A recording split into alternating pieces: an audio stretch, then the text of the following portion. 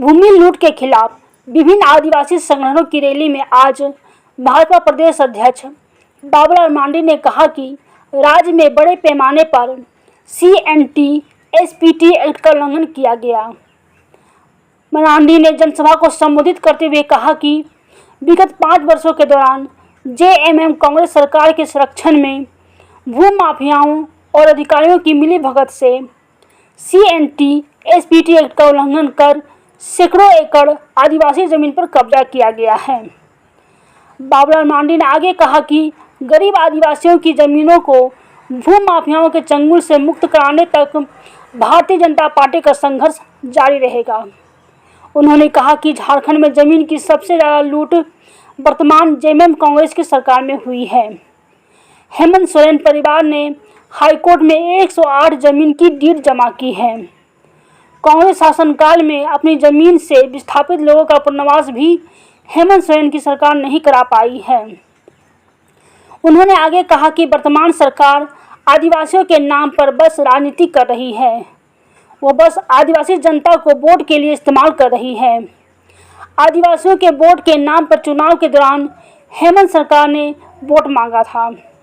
राज्य की जनता ने उन्हें वोट देकर जिताया, लेकिन सरकार उन्हें धोखा दिया है। ये सरकार अपराध कर रही है। रांची से देवान सिन्हा की रिपोर्ट। कि हम लोग कैसे घट गए, कैसे कम हो गए। एक तो हम लोगों की जमीन पर कल कारखाना खुला, बड़े बड़े कारखाना खुला, जहां गांव के गांव उजाड़ गए, विस्थापित हो गए। कारखाना खुला, लेकिन लोगों को कहीं पुनर्वास नहीं किया गया। उसके लिए भी सरकार से मैंने बार बार कहा कि भाई आप कम से कम एक पुनर्गठन आयोग तो गठित करिए, पुनर्वास आयोग, विस्थापन पुनर्वास आयोग, ताकि जिन लोगों को अभी तक न्याय नहीं मिला है, तो अब झारखंड बनने के बाद तो कम से कम न्याय मिलना चाहिए। अब उन लोगों को ठीक है, कारखाना हम नहीं हटाएंगे, लेकिन जो लोग यहाँ वहां यूं ही पड़े हैं, रोज जमीन के लिए, घर के लिए लोग संघर्ष कर रहे हैं, कम से कम उनको तो संघर्ष नहीं करना पड़ेगा। लेकिन कोई उस पर कोई ध्यान नहीं दे रहा है। फिर आपने कहा कि कई गांव ऐसे ही खदान भी खुल गए, बड़े बड़े डैम भी बना, तो लोग उजड़े कौन? गांव के लोग उजड़े गए। और फिर बाहर से कल कारखाना खुला तो बाहर से भी लोग आए, तो पॉपुलेशन स्वाभाविक रूप से बाकी में वृद्धि हुई। अगर हमारी जनसंख्या कम और जनसंख्या कम होता है तो इसका दुष्परिणाम क्या होता है कि आज संविधान में व्यवस्था क्या है कि आबादी के अनुपात आपको केंद्रीय सेवाओं में भी, राज्य के सेवाओं में भी आपको नौकरी में रिजर्वेशन हो। अभी जो हमें मिल रहा है विधानसभा लोकसभा में भी सीटें आबादी के अनुपात ही आपको मिलेगा। और इसीलिए आप देखें पिछले बार झारखंड में क्या कहते हैं उसको, परिसीमन नहीं हुआ, क्योंकि आदिवासियों की आज जो 5 लोकसभा सीट था उसमें 1 सीट घट रहा है, क्योंकि हमारी आबादी कम हो गई। विधानसभा के भी 5 या 6 सीट ऐसी घटना, 4 सीट, 6 सीट वो भी घट रहा है। यानी आज 28 है, तो जब भी पुनर्गठन होगा, पुनर्सीमांकन होगा, तो आपको कितना मिलेगा? 22 सीटें। क्यों? कि हमारी आबादी कम हो गई। तो अब इसके लिए कौन जिम्मेवार है? भाई आप इस देश में या दुनिया में आप देखते होंगे जानवर की भी कमी होती है तो वो चिंतित होते हैं। अब पशु पक्षी कम हो गए, गीत कम हो रहे, कौवे कम हो रहे, तो वैज्ञानिक लोग भी लगा करके सरकार पैसे खर्च करती है और उस पर रिसर्च करती है कैसे कम हुआ, और उस आबादी को बढ़ाने के लिए भी पैसे खर्च करती है कि इसको कैसे बढ़ाया जाए।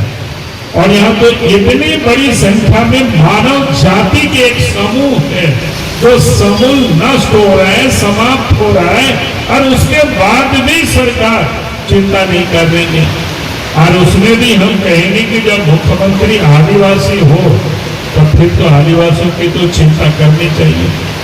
और इसीलिए मैंने आज आपके बीच में आया हूं कि हम आपके साथ हैं, ये मैं आपको विश्वास दिलाने के लिए। देखिए, पहली बात तो मैं कहूँगा, आप सब लोगों से भी मेरा निवेदन है, जो लोग आए हुए हैं, जिनकी तकलीफ है, जिनकी दर्द है, उन लोगों से आप सब लोग जरूर बात करें और एक एक लोगों से बात करना। भले आपके वीडियो लंबी हो जाए, कोई बात नहीं, हमारे बात को नहीं भी चलाएंगे तो काम चलेगा, लेकिन उन सारे लोगों के दर्द राज्य की और देश की जनता को जरूर हमें अवगत कराना चाहिए। ये आप सबका भी ड्यूटी है, हमारा भी ड्यूटी है, क्योंकि इस प्रदेश में जो सरकार है आदिवासी के नाम पर राजनीति भी करती है, आदिवासी के नाम पर चुनाव भी वो जीते हैं और आदिवासियों ने उनको साथ भी दिया, और इसके बाद अगर उनके साथ वो विश्वासघात कर रहे हैं तो हम कहेंगे कि वो अपराध कर रहे हैं,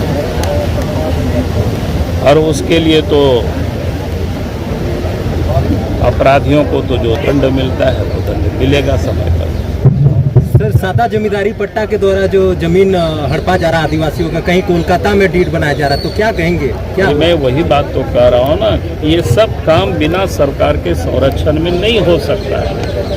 सीओ की इतना हिम्मत नहीं होगी। हमने देखा कि अखबार में ही छापा था, एक और सीओ के यहाँ छापा लोग मार रहा था और दूसरे तरफ उसको कंप्यूटर से डिलीट भी किया जा रहा है।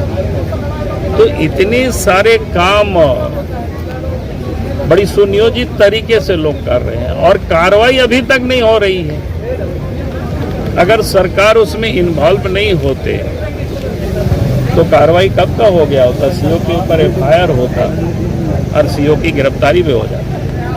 लेकिन आज जिस प्रकार से कोई कार्रवाई नहीं हो रहा है, तो इससे तो यही हम कहेंगे कि सरकार की पूरी तरह से संरक्षण है और सरकार की देख रेख में ही आदिवासियों की जमीन की लूट हो रही है।